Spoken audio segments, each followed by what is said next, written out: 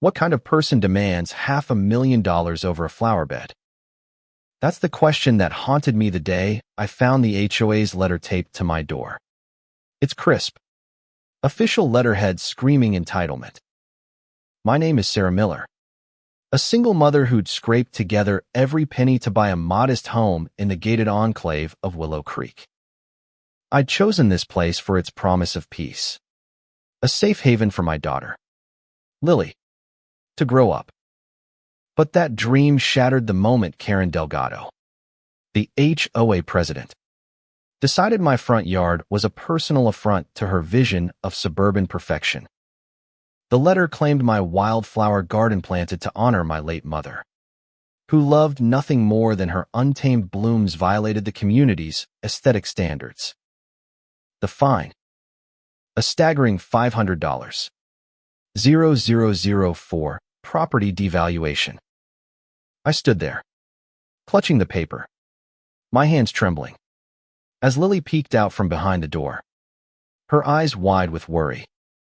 This wasn't just about flowers. It was a declaration of war. I'd moved to Willow Creek 2 years ago, after my mother's passing left a hole in my heart and a small inheritance in my bank account. The house wasn't Mooch's 2-bedroom fixer-upper, but it was ours. The wildflower garden was my first project, a riot of color that reminded me of Mom's laughter. Neighbors stopped by to admire it, snapping photos, even asking for seeds. But Karen, she saw chaos where I saw beauty. She was a towering figure in the community, her presence as unyielding as her meticulously pressed blouses. At every HOA meeting, her voice cut through the room like a blade, her rules enforced with the zeal of a dictator. I'd heard whispers about her, how she'd fined the Wilsons for a crooked mailbox, how she'd driven the Patels out over a non-compliant fence. But I never thought she'd come for me. The letter wasn't just a fine. It was a threat to take my home if I didn't pay or comply within 30 days. I tore through the HOA bylaws, a dense packet of jargon that seemed designed to confuse. My garden, it turned out, wasn't explicitly banned, just subject to board approval. Karen's board. Of course. I tried reasoning with her, knocking on her door with a plate of cookies and a plea for leniency. She didn't even let me pass the threshold. This isn't personal, Sarah, she said, her lips curling into a smile that didn't reach her eyes. It's about standards. Your mess is dragging us all down. I left, the cookies untouched, my resolve hardening. If Karen wanted a fight, she'd get one. I wasn't alone in my anger. The neighborhood was a powder keg of resentment, with Karen's reign of terror alienating half the residents. I started talking to my neighbors quietly. At first, there was Tom, a retired mechanic who'd been fined for parking his truck in his own driveway. Maria, a nurse, had been slapped with fees for her kids' chalk drawings on the sidewalk. Even old Mr. Jenkins, who'd lived here for decades, grumbled about Karen's obsession with power. We met in my backyard, under the glow of string lights, plotting our rebellion over coffee and whispered outrage. The plan was simple. We'd fight the fine, expose Karen's overreach, and take back our community. But how? Then came the twist that changed everything. While digging through public records at the county office, I stumbled across a bombshell. The HOA's charter had a loophole. The community's roads and gates, which Karen lorded over like her personal fiefdom, were technically public property, maintained by the county, not the HOA. Karen had been charging us maintenance fees for something she didn't own. It was fraud, plain and simple. My heart raced as I photocopied the documents, each page a weapon in our arsenal. I shared the discovery with Tom and Maria, and we agreed we'd hit Karen where it hurt most, her control. Armed with this knowledge, we organized. Tom, with his mechanic's ingenuity, rigged a chain across the community's main gate, locking it shut. Maria rallied the neighbors, spreading the word about Karen's scam. I filed a formal complaint with the county, demanding an audit of the HOA's finances. The neighborhood buzzed with defiance, but Karen wasn't one to back down. She called an emergency HOA meeting, her voice booming through a megaphone as she stood at the locked gate, demanding we open it. "This is vandalism," she shrieked, her face red, her blazer straining at the seams. "You'll all be sued." I stepped forward, the county documents in my hand, and read aloud the truth about the roads. The crowd gasped. Karen's eyes widened, but she doubled down, calling me a liar, a troublemaker, a threat to everything Willow Creek stood for.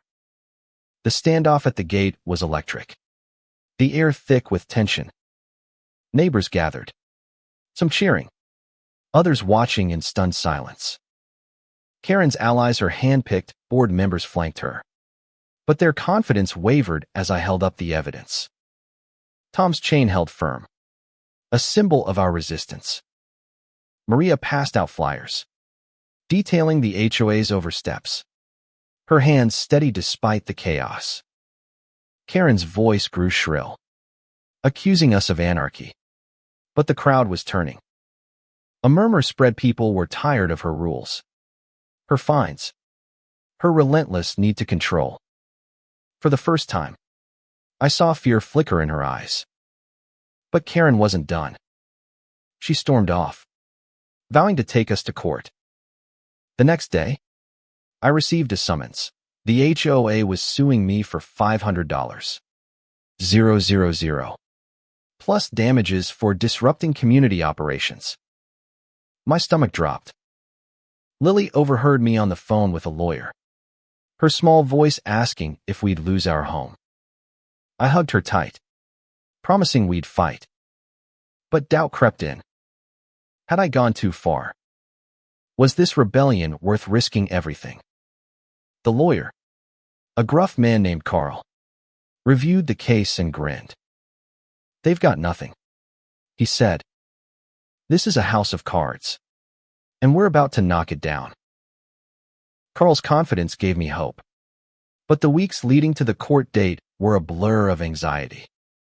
Karen escalated her campaign, plastering notices around the neighborhood, calling me a disruptive element.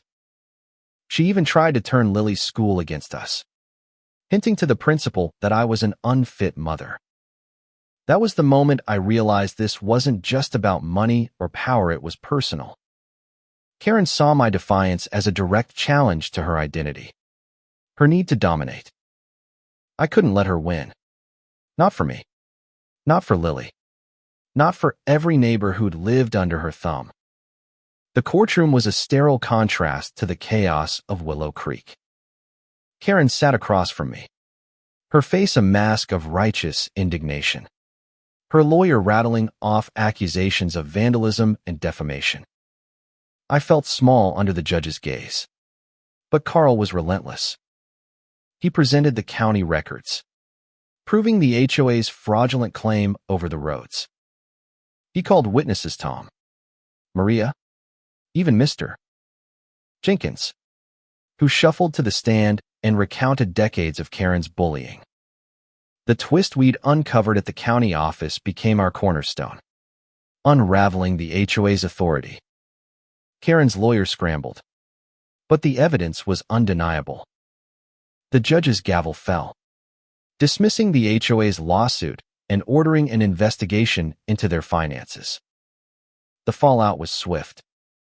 Karen's empire crumbled as the county seized control of the roads and gates, stripping the HOA of its power.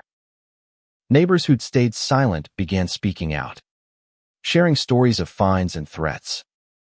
The HOA board dissolved, its members resigning in disgrace. Karen tried to rally, holding a final meeting in her pristine living room, but only a handful showed up.